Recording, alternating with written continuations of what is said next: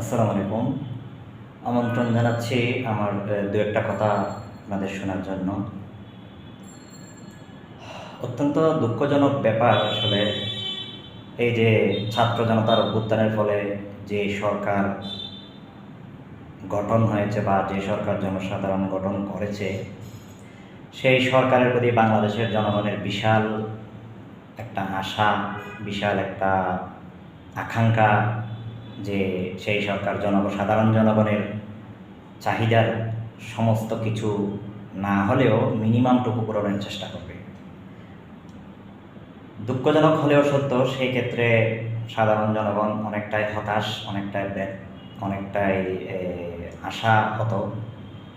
কারণ সরকার, আপনারা খেয়াল করলে দেখতে পাবেন, জনগণের সবচেয়ে প্রয়োজনীয় যে উপাদান, নিত্য প্রয়োজনীয় জিনিস, কাঁচা বাজার থেকে শুরু করে শুকনো মালামাল, মুদি দ্রব্য, মাছ, মাংস, ডিম, বিশেষ করে এইসব যে নিত্য প্রয়োজনীয় জিনিস যেগুলোর লাগামহীন দাম, যা বাজারে গেলেই বোঝা যায় যারা কর্মজীবী পুরুষ মহিলারা আছেন, নিত্য প্রয়োজনীয় জিনিসের জন্য বাজারে যান, তারা নিশ্চয়ই এটা তাদের দৃষ্টিগোচর হয়ে যায়। কোনো সবজি 100 টাকার নিচে না। 100 টাকা তো অনেক পরের কথা। বেগুন 150, 200, টমেটো 200, 180, কাঁকরোল, করল্লা, ভেন্ডি, যেটাই বলেন 100 টাকা, 150 টাকা, 130 টাকা, 40 টাকা। অথচ এই সবজিগুলো হওয়ার কথা ছিল সর্বোচ্চ 50 থেকে 60 টাকা কেজি। আমি বুঝতেছি না যে কোথাও কি আসলে উৎপাদনের ঘাটতি হচ্ছে কিনা। ঘাটতিটাও বোঝা যাচ্ছে না, কেননা আপনি যদি বাজারে যান দেখবেন প্রত্যেকটা সবজি পর্যাপ্ত মজুদ বাজারে। আমরা যখন অফিস শেষ করে সন্ধ্যার দিকে বাজারে যাই, তখনও বাজারে দেখি প্রত্যেকটা আইটেমের সবজি তাদের দোকানে ভরপুর সাজানো। তার মানে কি বুঝলাম না, কি চাহিদা জনগণের কমে গেছে, না যোগান পর্যাপ্ত আছে, বাট এটা একটা সিন্ডিকেটের মাধ্যমে এই জিনিসটাকে অস্থিতিশীল করে বাজারে জনগণের ভোগান্তি বাড়ানো হচ্ছে। সেই বিষয়ে সরকারের সুনির্দিষ্ট পদক্ষেপ নেওয়া অত্যন্ত জরুরি, যাতে জনগণ আবারও ক্ষোভে ফেঁসে না ওঠে। সেই দিকে জনগণের খুব সেদিকে সরকারের খুব দৃষ্টি দেওয়া উচিত। বিশেষ করে বাজার মনিটরিং ব্যবস্থা অত্যন্ত দৃঢ়ভাবে এটার বাজার মনিটরিং ব্যবস্থা পরিচালনা করা দরকার। সিন্ডিকেটগুলো কারা এই অসৎ উপায়ে বাজারকে অস্থিতিশীল করছে।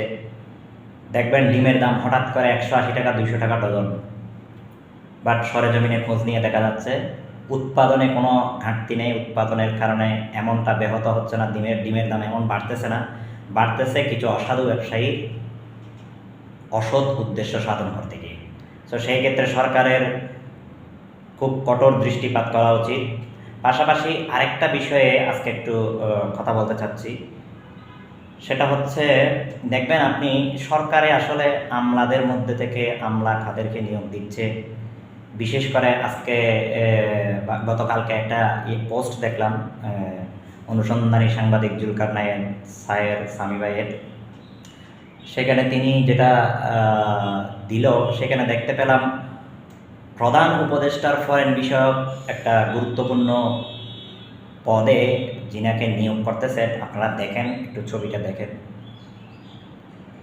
এই যে এই ভদ্রলোক তার বিগত কার্যকলাপে দেখতেছি আওয়ামী ফ্যাসিস্ট সরকারের যে প্রধান হাসিনার সাথে তার খুব খুব হাস্যোজ্জ্বল কয়েকটা ছবি দেখা যাচ্ছে, এবং সে বঙ্গবন্ধুর মৃত্যুবার্ষিকী খুব কঠোরভাবে পালন করতে সে খুব দেখা যাচ্ছে ছবিতে।